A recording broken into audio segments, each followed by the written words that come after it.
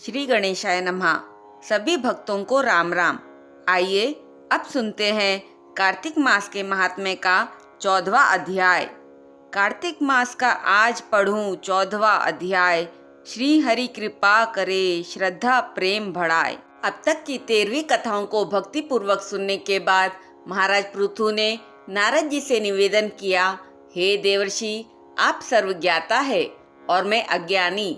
अब आप कृपा करके संतान वृद्धि तथा सुख संपत्ति देने वाली महाविद्या, महामाया, महामेधा, महास्मृति, महामोही, महादेवी, महाईश्वरी तथा सर्व ईश्वरी अहोई देवी की उत्पत्ति तथा इनका व्रत कब और कैसे किया जाता है, इसके बारे में हमें विस्तार पूर्वक बतलाइए।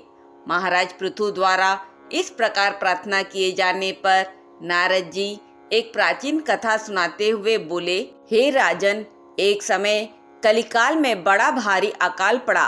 भीषण अकाल और महामारी फैलने से अनेक व्यक्तियों की अकाल मृत्यु हुई। तब सब लोग इस विपत्ति से छुटकारा पाने का उपाय सोचने लगे। अंत में निश्चय करके कार्तिक कृष्ण सप्तमी को सबने व्रत रखा। व्रत के प्रभाव से शाम के समय चामुंडा देवी हाथ में नरमुंड लिए प्रकट होकर कहने लगी, मैं रुद्र सहित विहार करने के लिए यहाँ आई हूँ, परंतु समस्त संसार में पाप छाया हुआ है। ब्राह्मण वेदहीन, क्षत्रिय सामर्थ्यहीन तथा वैश्य और शूद्र धर्महीन हो गए हैं। स्त्रियों ने पतिव्रत धर्म छोड़ दिया है, इसलिए सभी लोगों को अहोई का व्रत करना चाहिए। कार्तिक कृष्ण सप्तमी तथा अष्टमी को केवल रोगियों को छोड़कर शेष सभी स्त्री पुरुष सारे दिन भोजन ना करके सायंकाल को अहोई देवी का पूजन करे। मेरा ही नाम अहोई देवी है, अतः सभी व्यक्ति अहोई पूजन को मेरा ही पूजन मानकर भक्ति भाव से पूजन करे। अहोई अष्टमी पूजन का विधान बताते हुए चामुंडा देवी ने कहा, सभी व्यक्ति अपने घरों को गोबर और मिट्टी से लीप कर साफ करे, फिर काला, पीला, हरा तथा लाल इन 4 रंगों से द्वार पर मेरी मूर्ति बनाए और स्वादिष्ट पकवान बनाकर मेरी पूजा करे। जब चामुंडा देवी यह कह रही थी, तभी एक घीवर की स्त्री बोली, हे माता, हम नीच लोगों का कर्तव्य भी बतलाइए। तब देवी ने कहा, तुम लोग भी मेरे भक्त हो, इसलिए सब लोग मेरा पूजन करके तुम्हारी संतानों को पूजेंगे, तभी उनकी पूजा सफल होगी। मेरी पूजा के बाद कुम्हारिन तथा मालिन की भी पूजा होगी। इतना कहकर देवी वहां से अंतर्ध्यान हो गई। सभी व्यक्तियों ने चामुंडा देवी के कथानुसार व्रत और पूजन किया। इससे सब संकट दूर हो गए और सारा संसार सुखपूर्वक रहने लगा। अहोई अष्टमी की कथा सुनने के पश्चात राजा पृथु ने नारद जी से पूछा, हे ऋषिवर, महीनों में कार्तिक और तिथियों में एकादशी को सर्वश्रेष्ठ क्यों माना गया है, कृपा करके बतलाइए। तब नारद जी ने कहा, हे राजन, एक बार यही प्रश्न सत्यभामा जी ने भगवान श्री कृष्ण से पूछा था। भगवान श्री कृष्ण ने जो उत्तर सत्यभामा को दिया था, वही मैं तुमसे कहता हूँ, ध्यान पूर्वक सुनिए। एक समय सत्यभामा जी ने श्री कृष्ण जी से पूछा, हे प्राणनाथ, जब सभी मास और तिथियां बराबर है, तब कार्तिक मास और एकादशी तिथि को सर्वोत्तम क्यों माना गया है? तब श्री कृष्ण जी ने कहा, हे प्रिय, शंकासुर नाम का एक दैत्य इतना बलवान था कि उसने इंद्रादि देवताओं को स्वर्ग से निकालकर उनका स्थान स्वयं ले लिया। सब देवता उससे भयभीत होकर अपने बाल बच्चों सहित पर्वतों की गुफाओं में चले गए। एक बार वह दैत्य सोचने लगा कि मैंने देवताओं का स्थान तो ले लिया, लेकिन उन्हें जीता नहीं गया है। ऐसा प्रतीत होता है कि देवता वेद मंत्रों से बलशाली है, अतएव मुझे मंत्रों सहित सभी वेदों का हरण कर लेना चाहिए। उधर सृष्टि रचयिता ब्रह्मा जी ने वेदों का निर्माण किया। ब्रह्मदेव के निद्रामग्न होने के पश्चात शंकासुर वेदों को चुरा कर ले गया, जिससे सारे संसार में पाप और अधर्म छा गया। ब्रह्मा आदि सब देवताओं ने जब संसार को वेद विहीन देखा, तो सभी देवी देवता भगवान विष्णु की शरण में गए। शेष शैया पर भगवान को निद्रा में मग्न देखकर सभी देवता उन्हें जगाने के लिए स्तुतियाँ, भजन, कीर्तन और गायन, वादन आदि क्रियाएं करने लगे। आवाहन, आसन, पाद्य, अर्घ्य, आचमन, स्नान, वस्त्र, यज्ञोपवीत, चंदन, पुष्प, धूप, दीप, नैवेद्य, तांबुल यानी पान, प्रदक्षिणा तथा नमस्कार द्वारा भगवान विष्णु का षोडोपचार पूजन किया। तब विष्णु भगवान प्रसन्न होकर देवताओं से कहने लगे, हे देवताओं, मैं तुमसे प्रसन्न हूँ। अतएव शंकासुर आदि दैत्यों को मारकर मैं शीघ्र ही चारों वेदों को वापस ले आऊँगा। परंतु आज से वेद बीज मंत्रों सहित कार्तिक मास में हम जल में निवास करेंगे। अतएव कार्तिक के महीने में जो कोई जल में स्नान करेगा उसको यज्ञ करने के समान फल प्राप्त होगा और उसके समस्त विघ्न दूर हो जाएंगे। हे देवताओं, आज एकादशी के दिन आप सबने मुझे जगाया है, इसलिए सब तिथियों में एकादशी की मान्यता अधिक होगी। वस्तुतः कार्तिक तथा एकादशी का व्रत मुझे अत्यंत प्रिय है। आगे की कथा सुनाते हुए नारद जी ने कहा, हे राजन, इतना कहकर भगवान मछली का रूप धारण करके राजा मनु की अंजलि में आ गए। मत्स्य रूपधारी भगवान बोले, हे राजन, जल के बड़े बड़े जीव छोटे छोटे जीवों को मारकर खा जाते हैं। अवश्य कोई बड़ा जीव मुझे भी मारकर खा जाएगा। कृपा करके मेरे प्राणों की रक्षा कीजिए। सत्यव्रत अर्थात राजा मनु के हृदय में दया उत्पन्न हो उठी। राजा मनु ने उनको कमंडल में डाल दिया। जब कमंडल भर गया तो मत्स्य रूपधारी भगवान कहने लगे कि राजन, हमको कोई बड़ा स्थान दो। तब राजा मनु ने उन्हें घड़े में डाल दिया। घड़ा भी भर गया। तब उन्होंने उन्हें सरोवर में छोड़ दिया, परंतु भगवान मत्स्य रूप में तेजी से बढ़ते गए। अतः राजा मनु ने उनको अंत में समुद्र में डाल दिया। तब भगवान ने एक अत्यंत विशाल मछली का रूप धारण किया। तब राजा ने विस्मय भरे स्वर में बोला, मेरी बुद्धि को विस्मय के सागर में डुबो देने वाले आप कौन है? मत्स्य रूपधारी श्री हरि ने उत्तर दिया, राजन, आज से 7वें दिन सारी पृथ्वी पानी में डूब जाएगी। जल के अतिरिक्त कहीं कुछ भी दृष्टिगोचर नहीं होगा। तब आपके पास एक नाव पहुंचेगी। आप सभी अनाजों और औषधियों के बीजों को लेकर सप्तऋषियों के साथ नाव पर बैठ जाइएगा।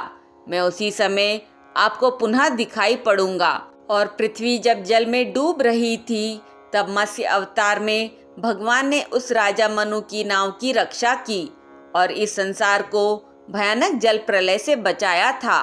इसके पश्चात ब्रह्मा ने पुनः जीवन का निर्माण किया। भगवान ने मत्स्य रूप में दैत्यराज शंकासुर को मारकर उससे वेद छीन लिए। भगवान ने ब्रह्मा जी को पुनः वेद दे दिए। शंकासुर को मारने के पश्चात भगवान अपना मत्स्य रूप त्याग कर विश्राम करने के लिए बद्रीनारायण चले गए। भगवान ने देवताओं से कहा, हमने शंकासुर को मार दिया है। देवताओं सहित प्रयाग में मेरा निवास रहेगा। इसके बाद समस्त ऋषि ब्रह्मादि देवताओं सहित प्रयाग आए और उन्होंने वहां पर अश्वमेघ यज्ञ किया। इसलिए प्रयाग को तीर्थों का राजा कहा जाता है। यज्ञ समाप्त होने पर सब देवताओं ने भगवान से निवेदन किया, हे देवादि देव जगन्नाथ, इस स्थान पर ब्रह्मा जी ने खोए हुए वेदों को पुनः प्राप्त किया है और हमने भी यहाँ आपके प्रसाद से यज्ञ भाग पाए हैं। अतः यह स्थान पृथ्वी पर सबसे श्रेष्ठ पुण्य की वृद्धि करने वाला एवं भोग तथा मोक्ष प्रदान करने वाला हो। साथ ही यह समय भी महापुण्यमय और ब्रह्मघाती आदि महापापियों की भी शुद्धि करने वाला हो तथा इस स्थान पर यहाँ दिए हुए दान को अक्षय बना देने वाला भी हो। यह वर दीजिए। भगवान विष्णु बोले, देवताओं, तुमने जो कुछ कहा है वह मुझे स्वीकार है। तुम्हारी इच्छा पूर्ण हो। आज से यह स्थान ब्रह्म क्षेत्र के नाम से प्रसिद्ध होगा। सूर्यवंश में उत्पन्न राजा भगीरथ यहाँ गंगा को ले आएंगे और वह यहाँ सूर्य कन्या यमुना से मिलेगी। ब्रह्मा जी और तुम सब देवता मेरे साथ यहाँ निवास करो। आज से यह तीर्थ तीर्थराज के नाम से विख्यात होगा। तीर्थराज के दर्शन से तत्काल सब पाप नष्ट हो जाएंगे। जब सूर्य मकर राशि में स्थित होंगे उस समय यहाँ स्नान करने वाले मनुष्यों के सब पापों का यह तीर्थ नाश करेगा। यह काल भी मनुष्यों के लिए सदा महान पुण्य फल देने वाला होगा। माघ में सूर्य के मकर राशि में स्थित होने पर यहाँ स्नान करने से सालोक्य आदि फल प्राप्त होंगे। देवाधिदेव भगवान विष्णु देवताओं से ऐसा कहकर ब्रह्मा जी के साथ वहीं अंतर्ध्यान हो गए। तत्पश्चात इंद्रादि देवता भी अपने अंश से प्रयाग में रहते हुए वहां से अंतर्ध्यान हो गए। जो मनुष्य कार्तिक में तुलसी जी की जड़ के समीप श्री हरि की पूजन करता है वह इस लोक में संपूर्ण भोगों का उपभोग करके अंत में वैकुंठ धाम को जाता है। प्रयागराज में स्नान, दान तथा यज्ञादि करने वालों के जन्म जन्मांतर के पाप समूल नष्ट हो जाते हैं और वे मोक्ष के अधिकारी बन जाते हैं। इसमें कोई संदेह नहीं है। इस प्रकार कार्तिक महात्म्य का 14वां अध्याय पूर्ण हुआ। ओम नमो भगवते वासुदेवाय नमः। बोलिए श्री हरि लक्ष्मी जी की जय। बोलिए श्री विष्णु भगवान की जय। श्री गणेशाय नमः। आइए अब सुनते हैं कार्तिक मास के महात्म्य का 15वां अध्याय। श्री विष्णु भगवान की कृपा हो सब पर अपरंपार। कार्तिक मास का श्री हरि करे 15वां अध्याय विस्तार। अहोई अष्टमी पूजन तथा एकादशियों, कार्तिक मास एवं प्रयागराज की महिमा का वर्णन सुनने के पश्चात महाराज पृथु ने नारद जी से कहा, हे देवर्षि, अब आप भक्त वत्सल भगवान की पूजा का विधि विधान बतलाने की कृपा करें। तब नारद जी बोले, हे राजन, मैं तुम्हें एक पुरातन इतिहास कहता हूँ, सो ध्यान लगाकर सुनो। अत्यंत प्राचीन समय की बात है। कांतिपुर में चौल नाम का एक राजा राज्य करता था। उसके राज्य में समस्त प्रजा सुखी थी। कोई भी दरिद्र, पीड़ित या दुखी नहीं था। राजा के नाम पर उस देश का नाम चौल देश रखा गया था। एक बार वह राजा मूल्यवान मणिमुक्ताओं द्वारा भगवान की पूजा करके वहीं मंदिर में बैठा हुआ था।